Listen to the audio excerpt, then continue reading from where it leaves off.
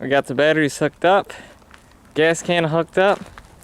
We got the new tires on, some body work, and we're gonna see how good it drives.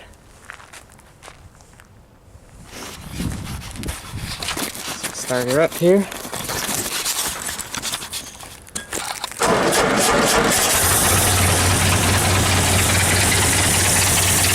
Get a little smoky.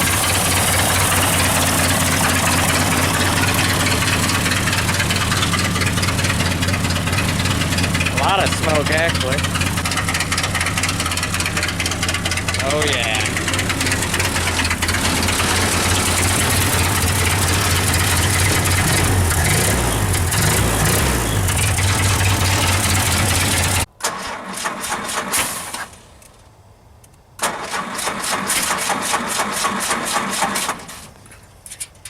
Is that your throttle? Yeah.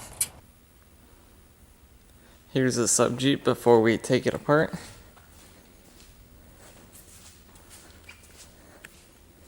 We got the tranny tunnel all mocked up in here. That side needs to be finished. What I'm going to do is redo this part of the floor after I take the body out. That way I can weld it up in here really nice.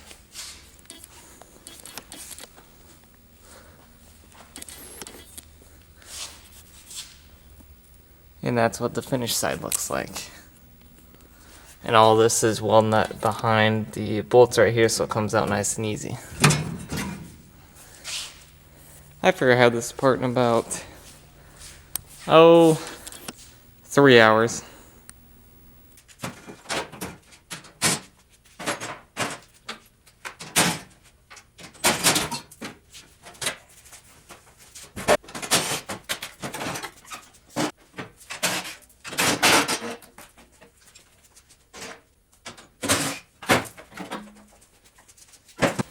About ready to take the body off the sub Jeep. I've got straps hooked up to the front and the back of the body. We're going to be able to lift it up over the steering column, kind of like this.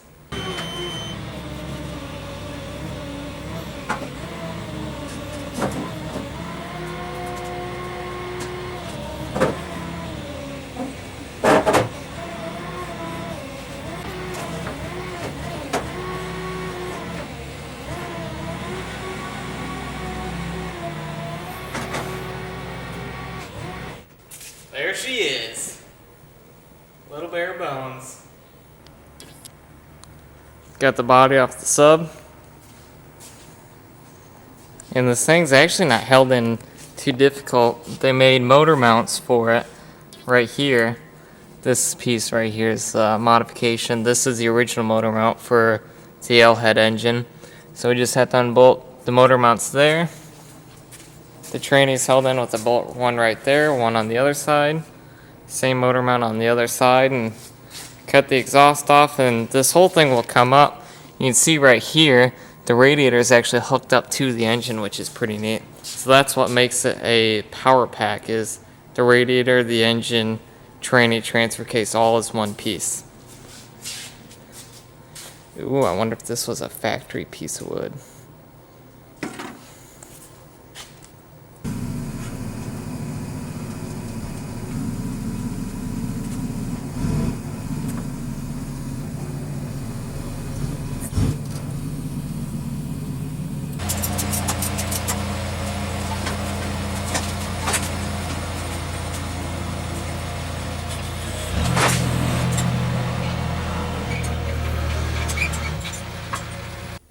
The Jeep is officially dead.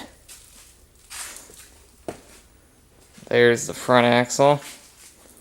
Here's the rear axle. I began working on the rear brakes on this. I got all painted up in the backing plate right here. Spray painted it and did not have time to put the shoes on it. Hopefully I'll have time to do that tomorrow. But here's a little shout out to all the parts that we did not get to this brake. This is probably the most expensive box out of them all. This little teeny one. There's probably... This mounts on the frame right where the original master cylinder would mount, but this has the brackets for the bigger one. So this is an adjustable plunger rod for the brake pedal, so that way you can adjust it to however big your master cylinder is. So there's all that good stuff from Herm, the overdrive guy. Super nice guy. Look at that big honker. It's a little bit bigger than stock.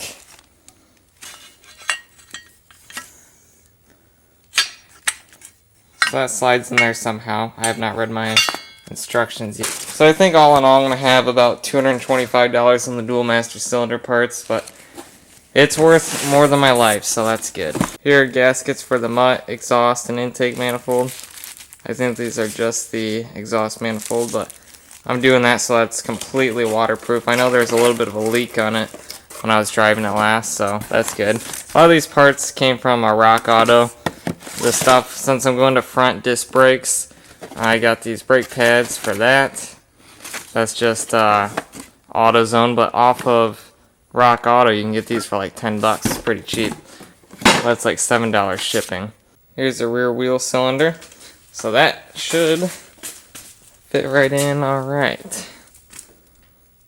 Just like so. In there. Brake shoes for the rear. This piece right here is for the front axle. Check this out.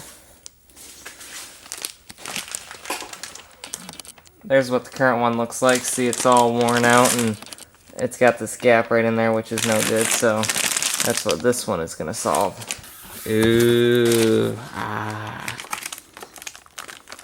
that's going to be awesome. That is some stopping power right there.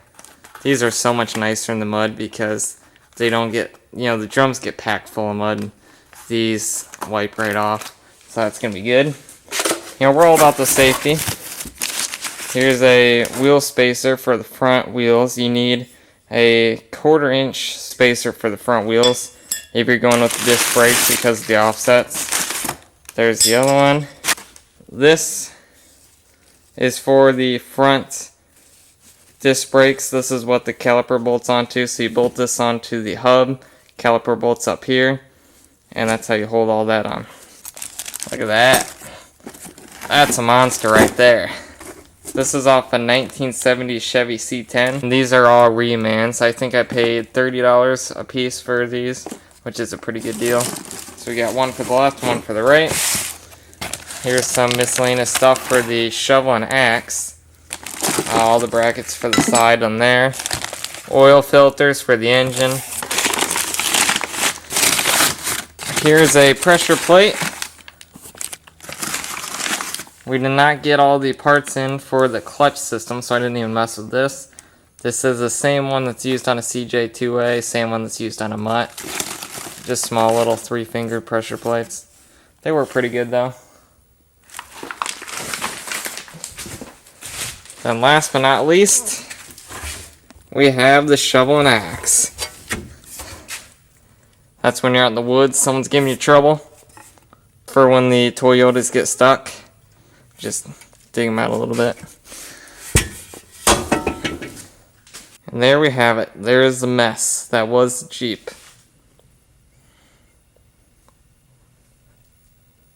Time for bed.